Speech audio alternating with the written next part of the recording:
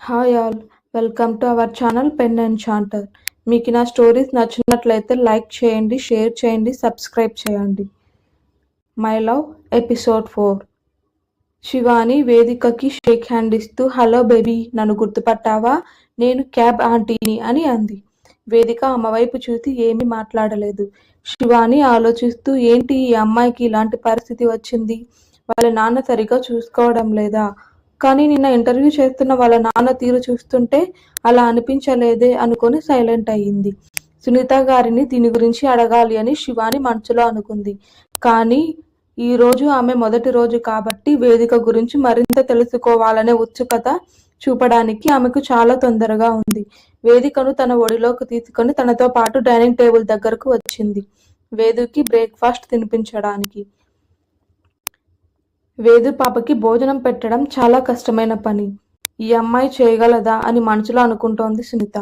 కానీ ఒక చిన్న పాపకి భోజనం తినిపించడానికి శివాని అనుసరించిన ఉపాయం చాలా ప్రత్యేకమైనది. ఆమె వేదికతో, అమ్మో, నీ కడుపులోంచి సౌండ్స్ వస్తున్నాయి, నీకు తెలుసా? నీ కడుపు మాట్లాడుతోంది, ఆకలిగా ఉందట, తినకపోతే నీ స్టమక్ కి బాధపడుతుంది, అలా చేయడం మంచిది కాదు అని శివాని మాట్లాడుతూనే బ్రెడ్ టోస్ట్ మీద వెన్న రాసి వేదిక వైపు పెట్టింది. వేదిక తన పెద్ద బ్రౌన్ కళ్ళతో శివాని వైపు చూసి చిన్నగా నోరు తెరిచింది. తొలి రోజే వేదికు భోజనం పెట్టడంలో శివాని సక్సెస్ అయింది. ఇంతకు ముందు అయితే వేదిక ఎవరి మాట వినేది కాదు. అది చూసి సునీత కూడా చాలా ఆశ్చర్యపోయింది. శివాని ఇలా చేతి వేదిక టిఫిన్ తినేలా చేయడం నమ్మలేకపోయారు ఆవిడ. కానీ ఈసారి దేవాంశ్ సరైన అమ్మాయిని పాప కోసం ఎంపిక చేసినట్లు తెలుస్తోంది. సునీతకి వేదిక ఫుడ్ తిన్నదా లేదా అనే దాని గురించి అడగడానికి దేవాంశ్ నుండి రోజు కాల్స్ వచ్చేవి. ఈ రోజు కూడా సరిగ్గా 11 గంటలకు దేవాంశ్ కాల్ వచ్చింది. వేదు తిన్నదా? దేవాంశ్ తనదైన స్వరంతో సునీతని ఫోన్లో అడిగాడు. దాంతో సునీత చాలా ఉద్వేగానికి గురై, ఈ అమ్మాయి మంచిదానిలా ఉంది. శివాని పాపకు ఆకలి కథను వేదిక పాపకు చెప్పి ఆమెకు తినిపించింది. వేదు పాప కూడా ఒక్కసారిగా భోజనం చేసింది. మీరు తీసుకున్న నిర్ణయం ఖచ్చితంగా సరైనది అని అన్నారామె. సునీత మాటలు విని కొంచెం రిలాక్స్ అయ్యాడు దేవాంశ్. ఇప్పుడు తన పని తాను చేసుకోవడం మొదలు పెట్టాడు. ఇక్కడ శివాని కూడా తన బ్రేక్ఫాస్ట్ కంప్లీట్ చేసింది. తర్వాత వేదికను తన ఒడిలోకి ఎత్తుకొని హాల్లోకి తీసుకెళ్లి టీవీ ఆన్ చేసింది. శివాని టీవీలో కార్టూన్ ఛానల్ పెట్టి వేదుతో పాటు కూర్చొని వాటిని చూడటం ప్రారంభించింది. శివాని, వేదు అక్కడే కూర్చొని దాదాపు గంటసేపు కార్టూన్లు వీక్షించారు. టీవీ చూస్తూ ఉన్న వేదికకి మెల్లగా కళ్ళు మూతలు పడి తేలికపాటి నిద్ర మొదలైంది. శివాని వేదిక తలను తీసుకొని తన ఒడిలో పెట్టుకొని చిన్నగా పాప తల నిమురుతూ టీవీ ఆఫ్ చేసి పాప వైపు చూసింది. ఎవరైనా వాళ్ళని అలా చూస్తే తల్లి కూతుర్లు అనే అనుకుంటారు.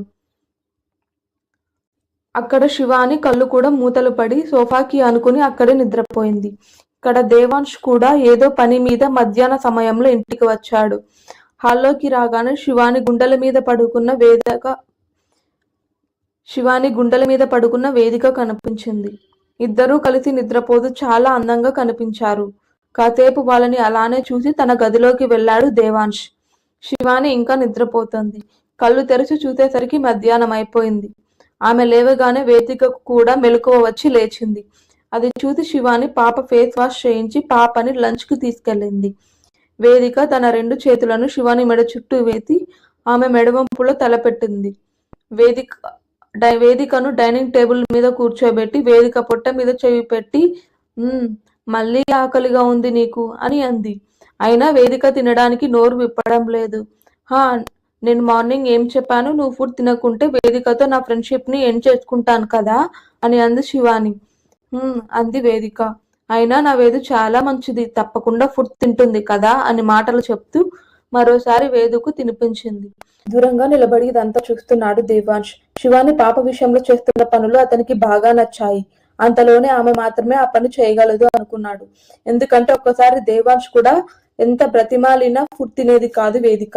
దేవాంశ్ అడుగుల చప్పుడు వినడంతోనే అక్కడ దేవాంశ్ ఉన్నాడని అర్థమైంది ఆమెకు.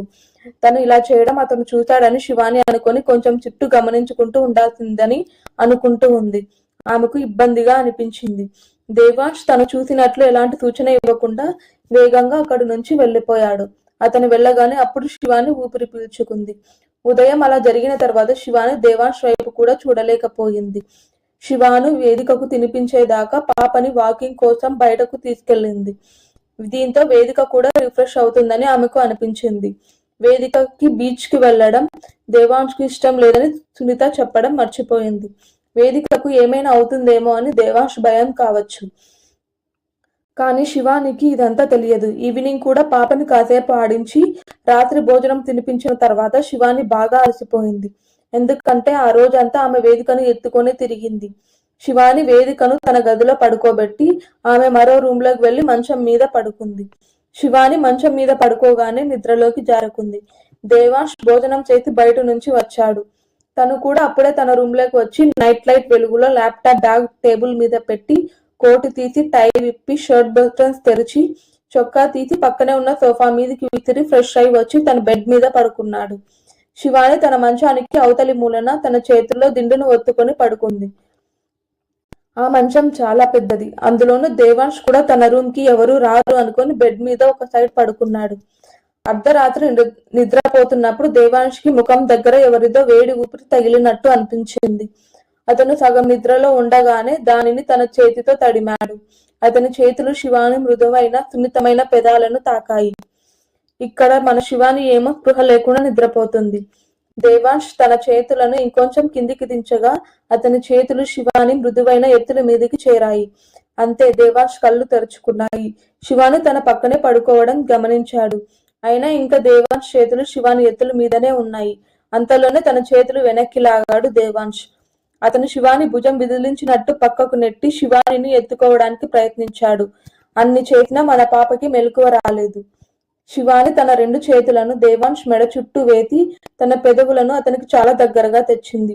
ఇక దేవాంశ్ కి ఓపిక నశించి తన మెడ మీద ఉన్న శివాని చేతులు తీసేసి ఆమెను కుదిపి పైకి లేపాడు. శివాని నిద్రలేవగానే ఒక్కసారిగా షాక్ అయి నా రూమ్ లో ఏం చేస్తున్నావు అని దేవాంశ్ ని అరిచింది.